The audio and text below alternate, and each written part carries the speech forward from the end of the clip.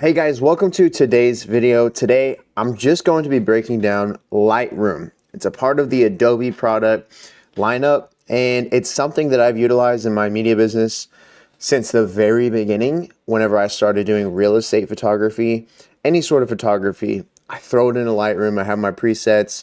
I have all of the above.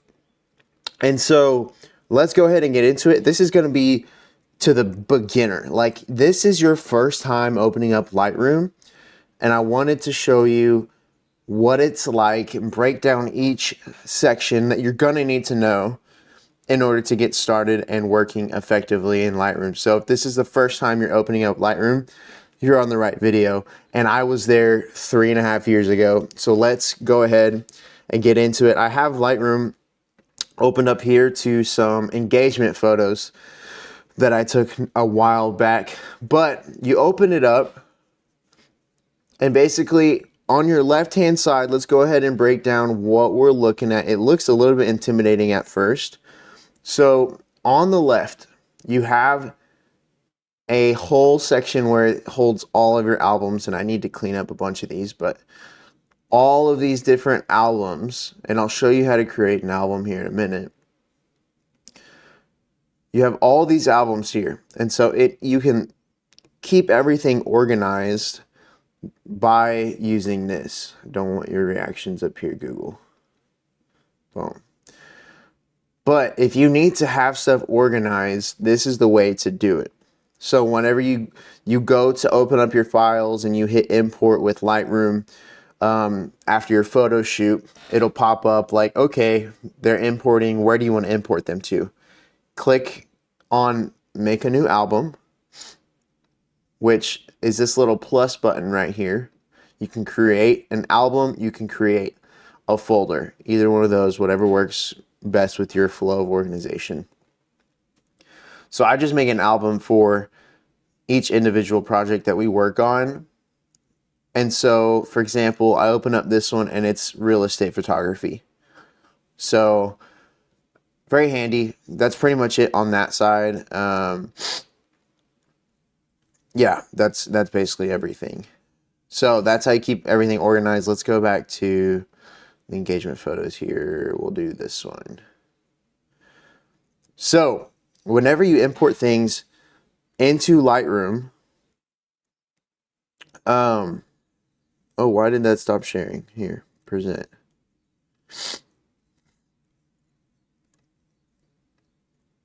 There, that was weird. Anyways, whenever you import things into Lightroom, you put it in a folder, then it goes to this screen. So this screen, this is where you can view stuff. And down here in the bottom left, underneath my little box there, you can choose the layout of how you want to look at all of your photos.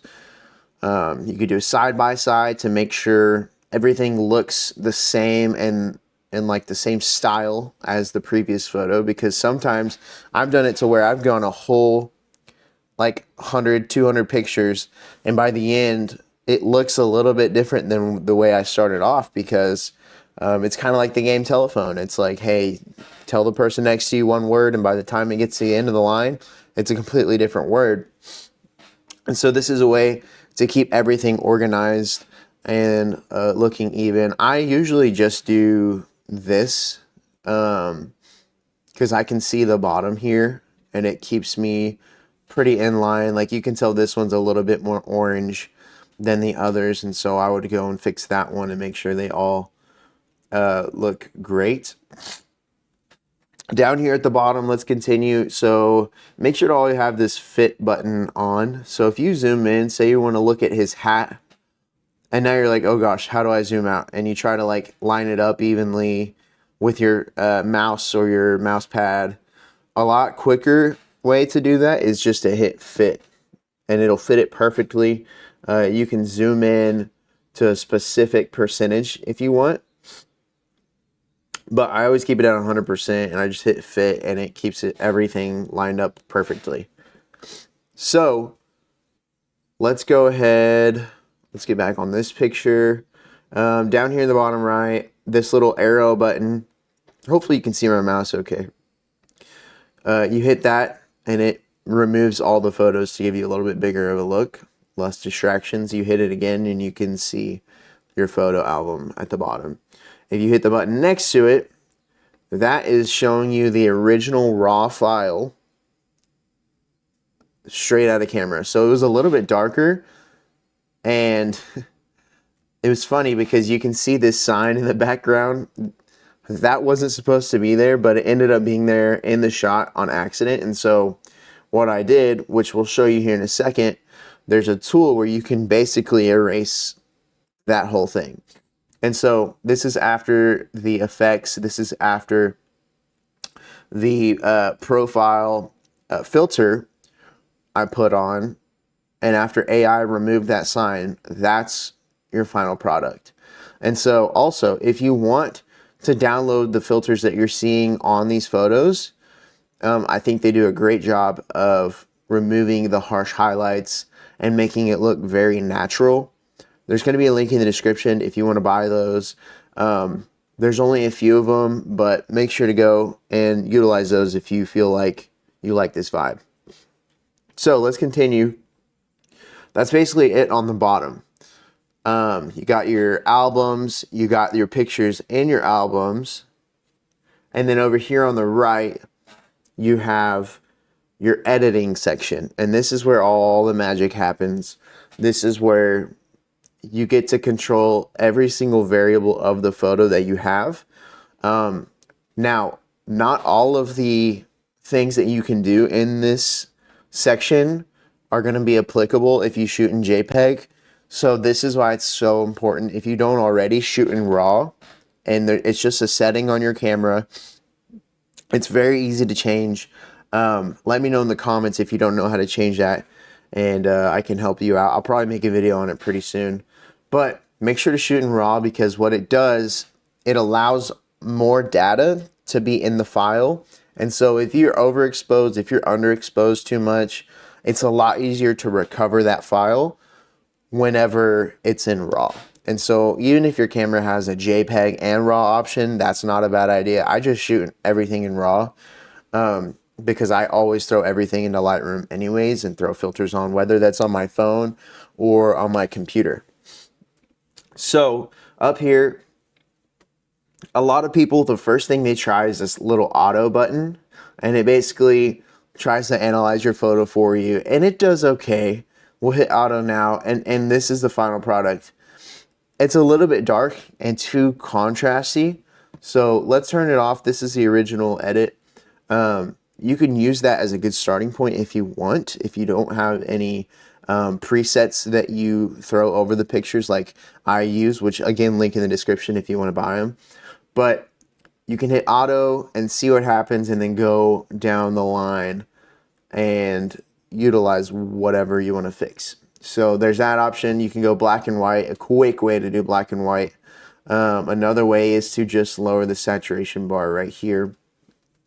But let's keep going. HDR, if you have an HDR photo and you want to edit it in HDR, this is what you're going to want to press. So usually, if you're on a MacBook screen or an iPhone screen, you'll be able to successfully edit HDR images because they're designed to handle HDR.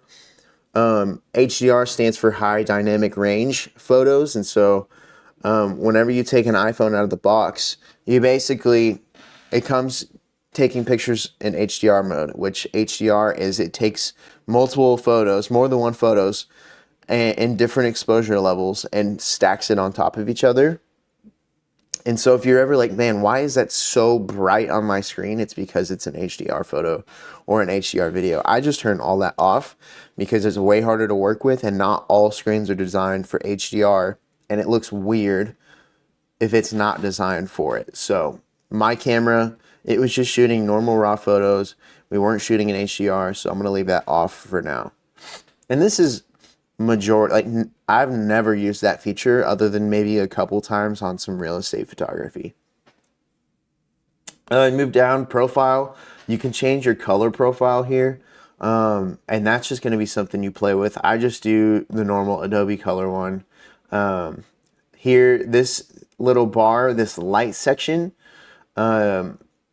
this is going to have where you can control your lighting. So your exposure, I don't know why I said it like that, exposure, your contrast, highlights, shadows, whites, and blacks. And so all of these, so exposure is going to be one of the first things you probably want to adjust just a little bit. Especially if you're shooting in RAW. If you turn it up too much, it'll start to break apart. And you can see kind of where it's grainy and does not look good if you overexpose. So you can set that wherever you want. Fun fact, if you double click the line of what you're on, it goes back to 0. So if you double click, it goes back to 0 on everything that you do in Lightroom, everything that you do in Adobe stuff pretty much. But that's the exposure. Contrast, obviously these are things that you got to play with and figure out how you like to see your pictures, and it's creating your own style. So contrast, highlights, let's bring it out here. Highlights are obviously what it sounds like, so like the brighter parts of the image. Everything that's not considered a shadow is a highlight. And so if you want to lower shadows and make it more contrasty without turning the contrast up, then the shadow bar is going to be where you want to move. And then whites and blacks, similar situation. It only takes the whites and it brightens it up.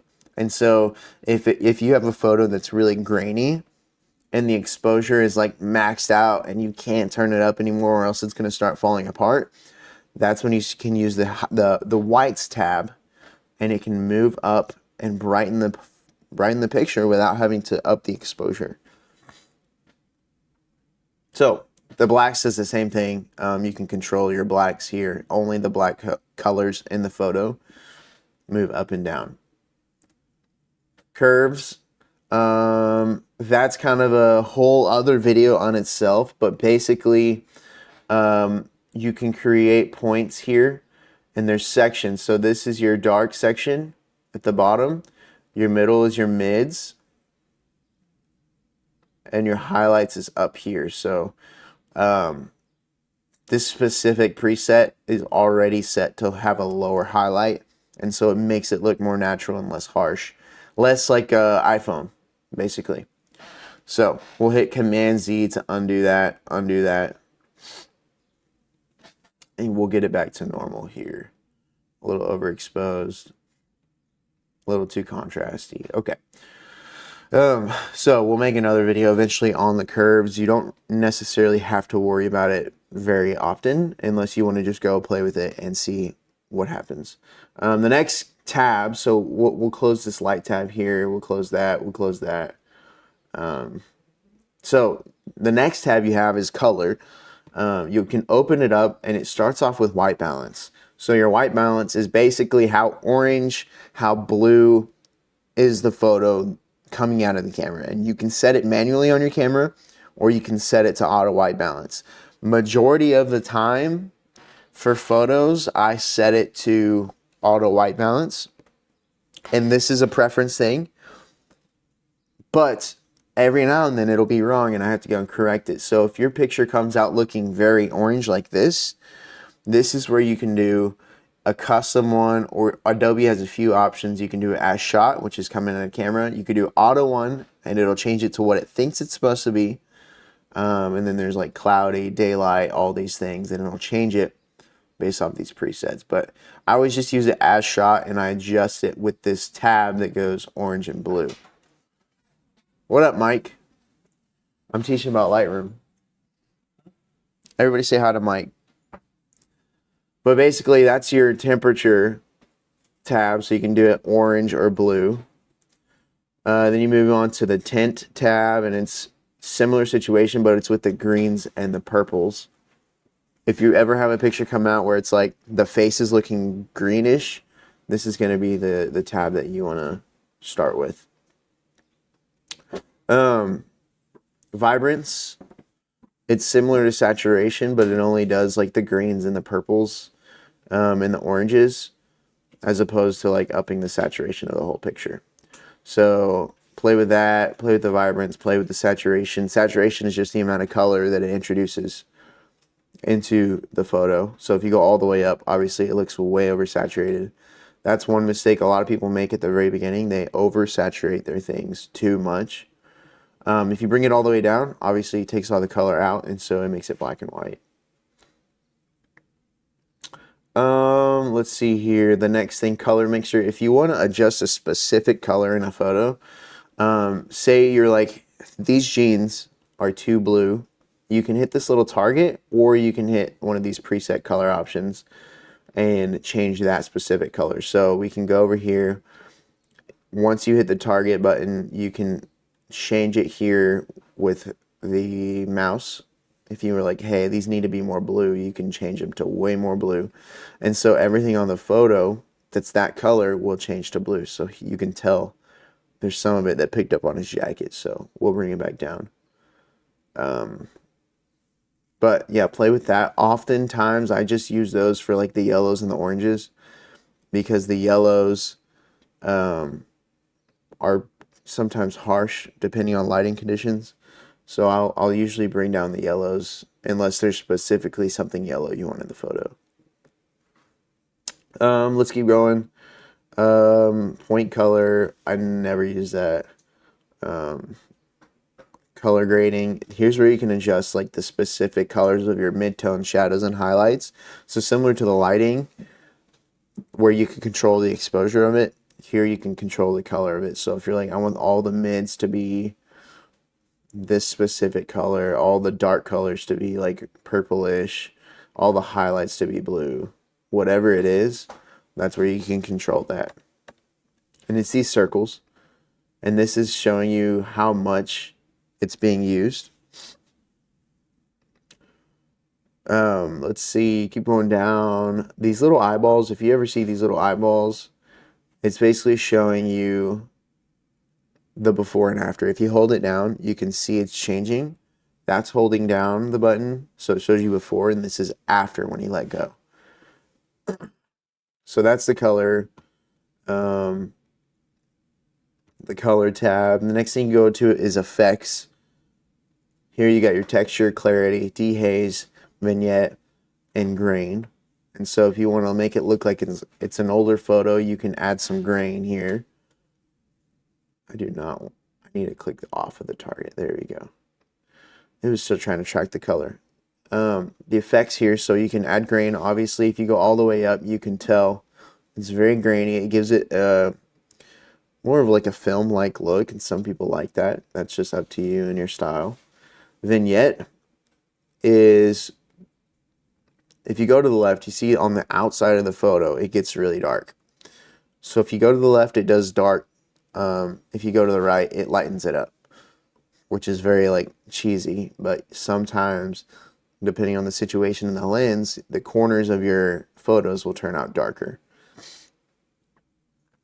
And that's pretty much it. Texture, I really don't use texture a lot because it makes it look kind of weird and gross. Clarity, same thing. You could use it a little bit, but it's going to make it look more contrasty and harsh. Dehaze, if you're taking pictures in the fog and you need to take some of it away, this is going to be where you do that. Next tab is going to be detail. This is just where you sharpen your photos. So if your camera has the sharpness turned down, it's going to be a little bit softer whenever it comes out of the camera. So let's turn it down. This is what I have my camera set to, because people like softer looks on their skin. And so if you need to add any back, this is where you do it, and you can sharpen it. As you can see, it gets sharper and sharper, as sharp as you want it. That's way too sharp, obviously, but that's the difference right there. Noise reduction. This is a newer feature on Lightroom. If you hit denoise, it'll open up a box, and it's called enhance photo. And so it'll let you see what it looks like after you enhance the photo. So if you have a lot of grain or like noise color noise in the photo, see his jacket, whenever I move it, that's the original. Let go, and that's what it's going to look like after. So if you run that, it takes estimated time 10 seconds depending on your computer. You can run that. I usually run it anywhere from 50 to 60, depending. If it's a really bad photo, then I'll up it to like 70, but the more you up it, the more fake it looks, so you got to be careful with it. You can do denoise. You can also do super resolution, which basically, if you're making something on a poster and you need it to be like way higher resolution, then you can throw it in through this and it'll basically make it way bigger of a photo using AI, which is crazy. But the denoise is the one that I use the most. Denoise, fun fact, you can't use if it's a JPEG. So make sure if you're going to use the denoise feature that it's a raw photo.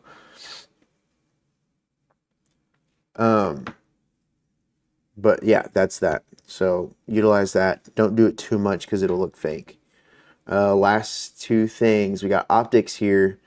Remove chromatic aberration. Chromatic aberration is something that certain lenses do in certain lighting scenarios. So like if you zoom in, there's not really any on this one. Well, there's a little bit. So you see on these words, it kind of shows like a red and blue around the words.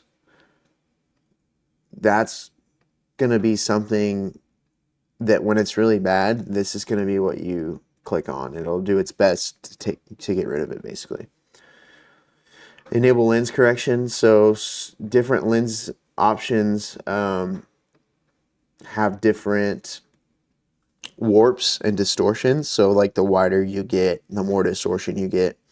And this is an easy way to fix it in post. So like with real estate stuff, I have to use this on every single photo because the wider I get, the more distortion there is. And so you use that and it kind of evens it out. And it also adds the right vignette that is needed for this specific lens. And it recognizes it off the file because your camera tells the file what lens you're using. So like right here, I was using a Tamron 17-70 f2.8 lens. And you can control it here, the distortion, you can control the vignette, all the things. Lens blur, this is a newer feature that basically uses AI, so you can hit apply and it will estimate the depth. This is something that I use a lot with my iPhone photos. If there's a subject pretty far up, so like you can see there's some blur in the background, but it will add more. And this is called bokeh. You can choose the type of bokeh that you want. And it's adding this all artificially. The blur amount. So this is the original photo, the actual physical bokeh from the lens. If I turn it up all the way, then it adds bokeh to everything. And you can choose the focus range here if you want to pinpoint a specific spot. Or if you're like, hey, I only want that sign in focus, you can scoot it back and just make the sign or the bushes, whatever you want, in focus. So that can be handy if you use just a little bit. Don't overkill it because then it will look like this and look very fake. So we'll just click this apply button again. I don't, and you can play with all these settings down here. I usually don't do much on that. Last couple things. So on this side tab to the right of your editing area, you have your presets, which I'm linking presets that you can buy. If you like the way this looks, it's very easy. You throw it on over your photos, you import it into Lightroom, and you just basically click it and it applies all the settings to that photo. So you can look at all of your presets. You can go to yours and see which ones that you've created, the ones that you've bought. So like if you were to buy the ones in the description, this is where it would show up after you import it. To import it, you basically hit the three dots here and you go import presets, and then that's it. And it'll show up in there. So that's your presets. You can click it again and it will go back into the side so you don't have to see it anymore. The edit tab, that's what you're seeing right here. If you want to make sure it goes away, then hit it. Hit it again, it'll pop out so you can edit. This crop tab is basically where you're going to be able to crop photos. You can straighten out photos, turn them, rotate them, however you want to do fix the geometry. This little auto upright feature, it creates a perfect perspective, and so I've been using that a lot more recently. But yeah, that's that. If you want to control the distortion, you can do all the things that you need in here. A lot of these things you used to have to do in Photoshop, but now that Lightroom has it, it's phenomenal. The remove option, so same thing here. AI has come in and given us options so where, like, for example, if we want to remove this sign, we'll do this real time here. We can do use generative AI, and that's pretty much all we need. And so basically we come over here and we highlight the whole sign. For like, man, that sign is ugly. You used to have to take it into Photoshop and do the whole thing. Now you just hit remove, and it will give you multiple options whenever it's finished that you can choose from, and then it's just going to be gone. Like, AI has completely changed the game on this, and there's different options if you prefer a certain one. Like number 2 looks the best and most natural, and so when you click off of it, now the sign is gone.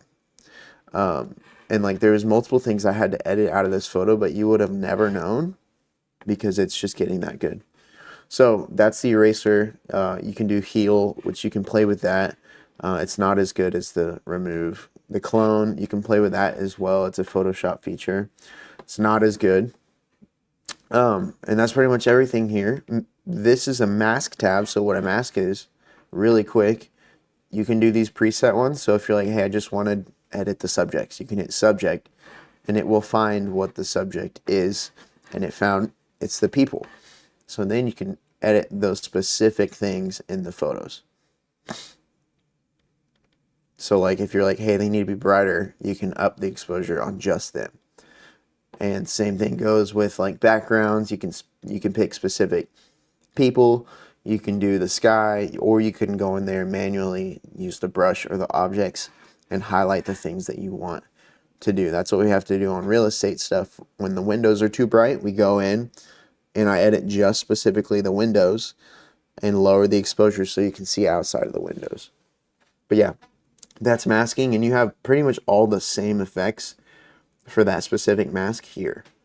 And that's your little mask bar. And again, you can hold the eyeball and it'll take away all the effects that you've thrown on to see what you have done before. You just hit delete if you want to delete it and move on. Versions, this is helpful at times. You can see the original. They see how there's a sign here in the middle, and it's gone. Like, that's the original, that's the edited, and that's how big of a difference it is. You can view the different versions of different times that you've saved it. You can create a specific version if you want to come back to it later specifically. But these are the auto saves. It saved me a couple of times because I'll get so deep into an edit and I'm like, crap, how do I get back to where I was originally? Because this is a lot to undo. You just be like Command Z so many times, which that's how you reverse what you just did on Lightroom if you didn't know that. That's pretty much everything. Up here, you can connect to the cloud. This is where you can export all your stuff. Custom settings, you can export as a JPEG. There's a lot of different ways you can export it. You can name it however you want. You can keep all the metadata in it, which is things like all the raw data and the megapixel count, the size of the file, all the colors captured, your white balance, what lens you use. All that is kept in this metadata file. And so quality, all these things, you pick which image type that you want. JPEG is normally what you pick whenever you're exporting these because every iPhone can see it. But yeah, copy these settings. These are pretty good for 99% of things. Create the name, have it start on number 1. If there's multiple, no output sharpening, just pick the normal color space and then hit export, and it'll ask you where you want to export it to. So that's basically it. That's everything in Lightroom. You can edit off of local drives, or you can edit, confirm access. Confirm access. Hold up, I got a billion drives plugged in. You can edit directly on the drive, or you can cancel, or you can edit whatever you import and it puts it on the cloud and locally on your computer. So that's handy if you have a bunch of them that you don't want to necessarily import to your computer, because it does take up a lot of space on your computer and your hard drive. So you can edit them directly on the SD card or the SSD drive, whatever it is that you want to edit on. But that's everything. I hope you guys learned something today. Good luck using Lightroom moving forward. If you have any questions, leave them in the comments. Again, if you like this preset and you're like, man, that's pretty easy to use, all you do is go in there and hit insert preset, and it throws it on whatever photo that you have, and it looks great every single time. It's going to be a link in the description. It's just a way to help you guys out and speed things up whenever you're editing. It's helped me out tremendously, and I've made a bunch of my own. I've bought a ton of people's stuff, and it's always a huge time saver whenever I go to edit all my photos. So if you enjoyed the video, make sure to subscribe, like this video, and leave a comment where you're watching and what you want to learn next, and we'll see you guys in the next one.